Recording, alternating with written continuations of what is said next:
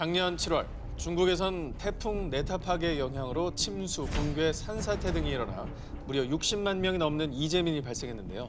그 중에서도 특히 중국의 남부지방 장시성에 위치한 포양호 근처 한 농촌 마을에서는요. 무려 600만 평이 넘는 논밭은 물론 약 6천 명의 농민들의 생활 터전까지 물에 잠길 위기에 처했는데요.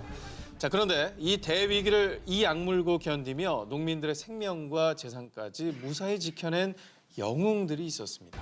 바로 중국의 군인들인데요. 당시 대민 지원을 위해 이 마을에 온 군인들은요. 모래주머니를 쌓아 넘치는 호수를 막기 시작했지만요. 쏟아지는 어마어마한 양의 물을 막을 수가 없었습니다. 어떻게든 농민과 논밭을 지켜야 한다. 우리가 몸으로 댐을 만들어 침수를 막자.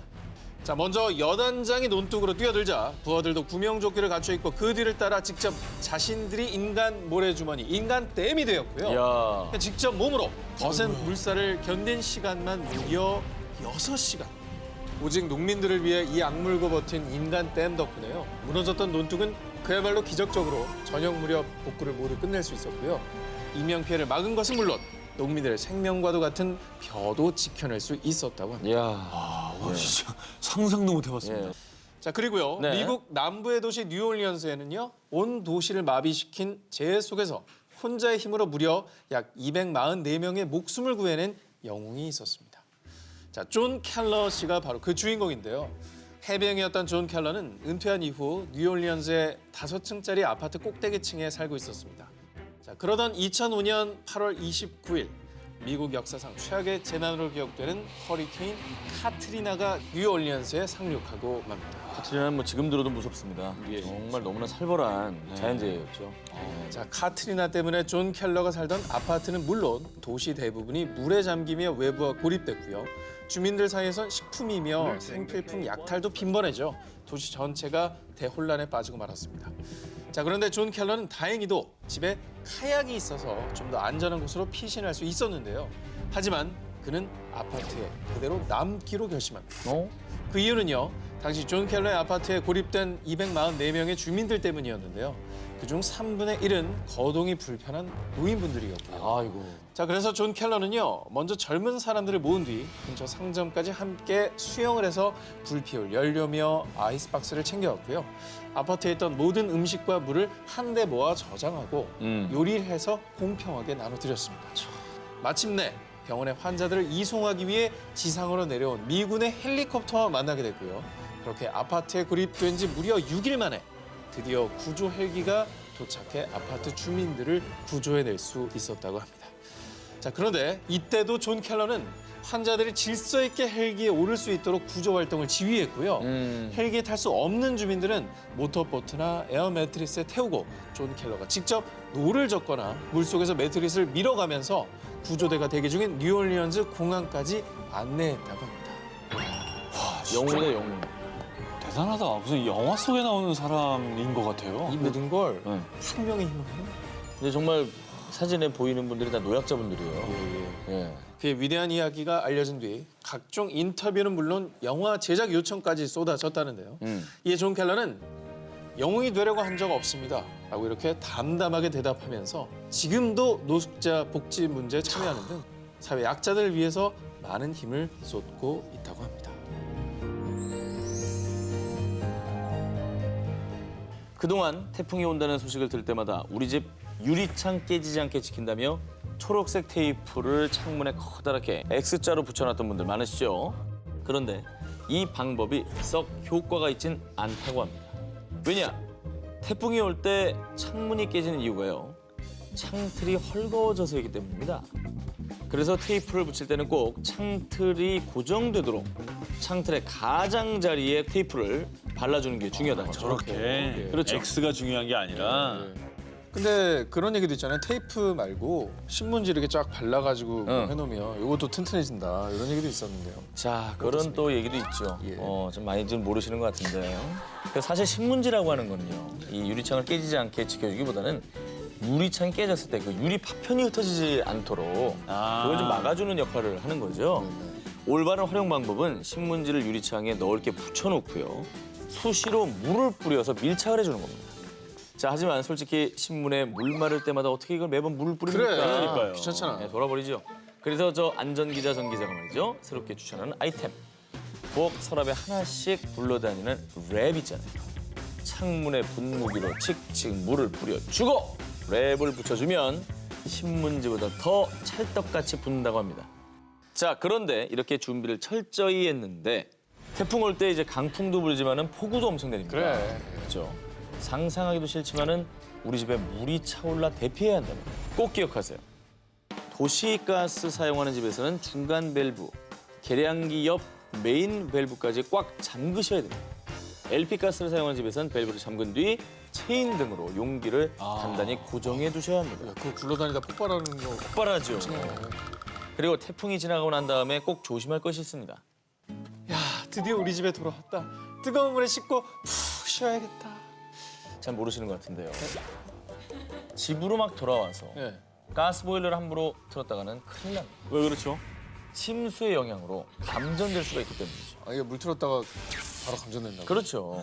그러니까 반드시 한국가스안전공사 1544-4500번, 1544-4500에 연락해서 가스 점검 먼저 꼭 받으시고 나서 이용하시면 좋겠습니다. 그리고 한국전기안전공사 1588-7500, 1588-7500에도 연락을 하셔가지고 굉장히 검사를 깐깐하게 해주죠. 깐깐하게 해주죠. 예, 예. 혹시 모를 감전 사고에도 대비하시기 바랍니다. 자, 한국가스안전공사 몇 번? 1588-7500. 1544-4500이라고 5초 전에 얘기했어요.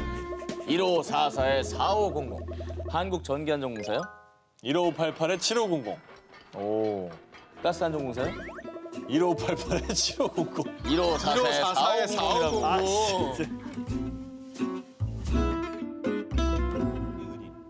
주택 572채 침수, 농경지 약 36만 평 침수, 재산 피해 약 685억 원. 2014년 8월 마치 하늘에 구멍이 뚫린 듯 시간당 100mm가 넘는 집중호우가 내리면서 말 그대로 재난 상태가 된 부산입니다. 그중에서도 기장군은 피해가 가장 컸던 곳 중에 하나인데요. 둑이 무너지고 하천이 범람하면서 채 10분도 지나지 않아 1m 50cm 이상으로 불어났고요. 생명의 위협을 느낀 마을 주민들은 근처 다리 위로 간신히 대피했는데요. 그런데 다리 아래에서 한 여성의 다급한 목소리가 들려왔습니다. 당시 생후 4개월 된 아이의 모유 수유를 하던 중 아유. 엄마와 아기 두 사람이 모두 집에 갇혀버린 겁니다. 어떡해. 이때 다리 위로 대피했던 마을 주민 이대선 손평조 구봉철 씨. 이 부산 사나이 삼총사는 아기와 아기 엄마를 구하기로 했습니다. 먼저 이대선 씨는 굵은 밧줄, 로프를 준비했고요. 손평조 씨는 그 로프를 집 문에 연결했습니다. 또 한 명의 부산 사나이 구봉철 씨가 아이 엄마의 집으로 진입을 시도하려던 찰나 마, 그냥 가면 뭐하노? 알을 구하려면 이걸 가져가서. 이대선 씨의 부인께서 구봉철 씨에게 건네준 건 다름 아닌 고무대야. 김장할 때 쓰는 그 빨간색 고무대야를 말하는 겁니다. 구봉철 씨는 아이를 고무대야에 조심히 태우고 발도 닿지 않는 곳을 로프에 의지해서 건너고 또 건넜고요. 약 10분 만에 극적으로 구조에 성공합니다. 급박한 재난 상황 속에서도 이웃을 구하려는 선량한 마음과 번뜩이는 기지까지 정말 이 부산 사나이들 쏴라 있네! 고무대야까지 신의 한 수입니다. 그렇습니다. 네. 자, 그런데요. 이 고무대야로 생명을 구한 이분들처럼 화재에서 소중한 생명을 구한 외국인이 있습니다. 스리랑카에서 중학교 수학 선생님으로 일하던 니말 시리 반다라. 그는 일남 일녀를 둔 아빠이자 동시에 아픈 부모님을 모시고 있었는데요. 하지만 가족 모두를 부양하기에 녹록치 않은 상황이었습니다. 결국 니말은 가족을 위해 어쩔 수 없이 잘못인 건 알지만 불법 체류자 신분으로 남아 경북 군위군의 한 과수원 농장에서 일을 하며 집에 생활비를 보내고 있었습니다. 그러던 어느 날 니말이 평소와 다름없이 일을 마친 후 마을 회관에서 식사를 하고 있던 그때 저희 집에 불이 났는데 우리 어머니가 안에 계세요. 살려주세요. 불이 난 집에서 겨우 대피한 한 남자가 구조 요청을 한 건데요. 불길은 이미 무섭게 번져 있었고요. 심지어 집 입구까지 불이 번져 진입도 어려운 상황이었죠. 하지만 니말은 오로지 할머니를 구해야겠다는 생각으로 집 안으로 들어갔습니다. 니말은 점점 더 거세지는 불길 속에서 쓰러진 할머니를 업고 탈출에 성공했습니다. 그리고 다행히도 할머니는 크게 다친 곳 없이 무사하셨지만요. 안타깝게도 어머. 니말은 밖으로 나오자마자 의식을 잃고 바로 병원으로 이송됐는데요. 검사 결과 얼굴과 목, 손목 주변에 2도 화상을 입은 것은 물론 아이고. 기도와 폐에도 심각한 손상을 입었다고 합니다. 자신을 내던져 소중한 생명을 구한 리말은 지난 6월 불법 체류자로는 처음으로 의상자로 선정됐습니다. 이분이 그때 그냥 꼼짝 않고 가만히 있었으면 불법 체류자 않고 안 걸리는 그렇지, 거잖아요. 자기 그렇죠. 털도 안 나고 가만히 잘. 그렇죠. 더 고마운 마음이. 정말 물불 안 가리고 네. 예, 뛰어든 거죠.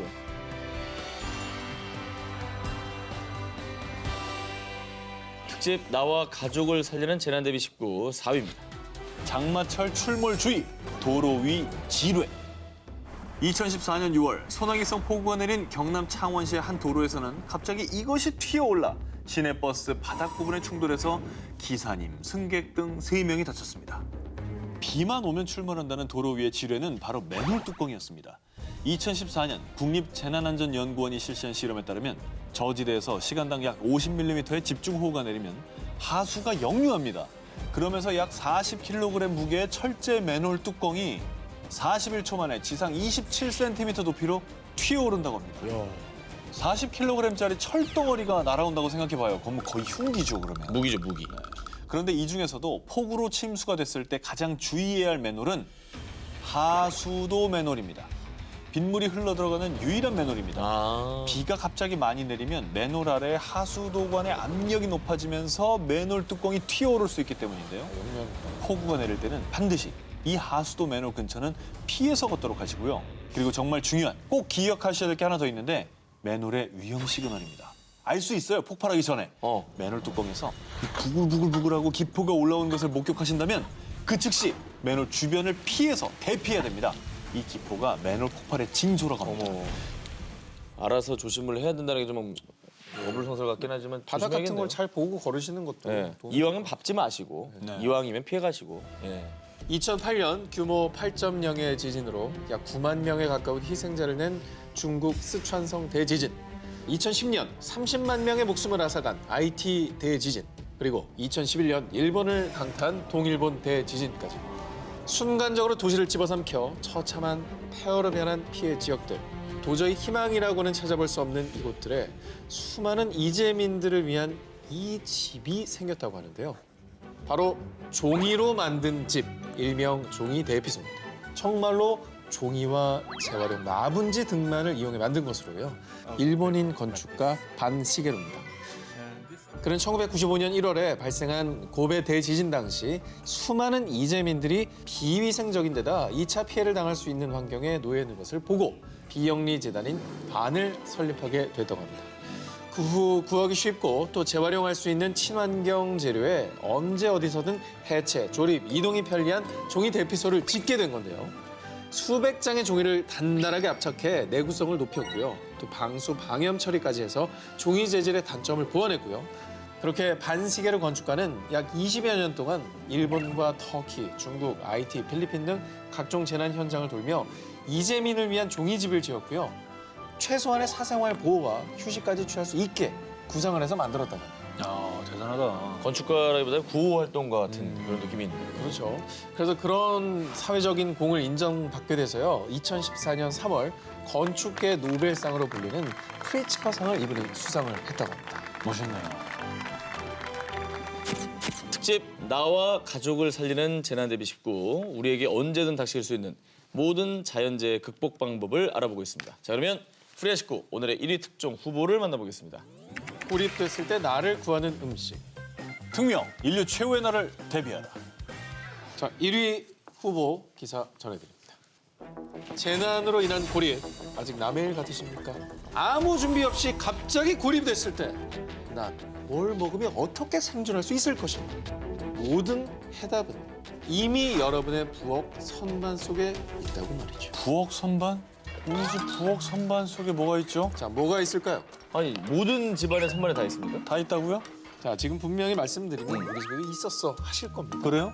지진이 났다, 태풍이 온다 이런 소식이 들릴 때마다 제일 먼저 마트에서 동나는 식품은 라면입니다. 라면 있죠. 사실 라면은 좋은 비상식량은 아니라고 합니다. 아니에요? 생선 전문가들은 기특한 비상식량으로 국수를 꼽습니다. 국수를 뽑아요? 네. 국수를 꼽네. 아예 이렇게. 누가 자, 스타로 국수를 뽑는데요? 태풍도 다 지나갈 거야. 자, 국수를 붓네. 뽑는 게 아니라 네. 생존 전문가들 국수를 꼽습니다. 꼽는다고. 자, 이 면 자체에 소금간이 되어 있어서 유통기한이 2년에서 3년으로 길고요. 무엇보다 이 가느다란 세면의 경우에 그렇지. 미지근한 온수에 그냥 이렇게 10분만 불려놔도 바로 먹을 수가 있기 때문이죠. 그래 소면 생각해봐. 그러네, 풀리잖아. 그러네. 즉 전기 없고 불 없을 때 세상 간편하게 먹을 수 있는 비상식량이 바로 국수라는 겁니다. 그러네. 자 국수 좋다 치고요. 네. 비상식량이라도 국수만 먹으면 물리거든요. 예. 제가 봤을 땐 통조림 하나 있어야 됩니다. 그럼. 정확한 지적입니다. 이게 따줘야 됩니다. 네, 뭐 다양한 이제 통조림이 있는데 네. 통조림도 아주 적합한 구호 식량이 될 수 있습니다. 그렇죠. 자, 설날이며 추석마다 부엌이 넘쳐나도록 선물 받아 처치 곤란했던 바로 참치 캐리. 너무 좋지. 가장 좋은 참치잖아요. 구호 식량입니다. 너무 좋아. 일단 유통기한도 5년에서 7년으로 저장식품 중에서도 제일 길고요. 고단백, 저칼로리 식품이어서 고립됐을 때 챙기기 어려운 영양분도 보충해 줄 수 있다고. 너무 좋아. 좀 먹고 싶다. 또 흔한 재료이지만 고립 상황에선 생존 필수품으로 변신하는 우리 집 기본 생활용품도 또 하나가 있습니다. 바로 식용유입니다. 식용유요. 식용유는 왜죠? 정전이 됐을 때 작은 종지 그릇에 식용유를 담고 화장지나 종이를 손으로 비비꼬아서 심지를 만들어낸 뒤 이 심지를 식용유에 담가놓고 불을 켜게 되면 이게 등잔불이 되면서 야 신기하네. 요긴하게 랜턴 대용으로 쓸 수가 있는 거예요. 야, 저렇게 활용할 수가 있구나. 누가 봐도 굉장히 좋은 정보인데. 굉장히 괜찮네요.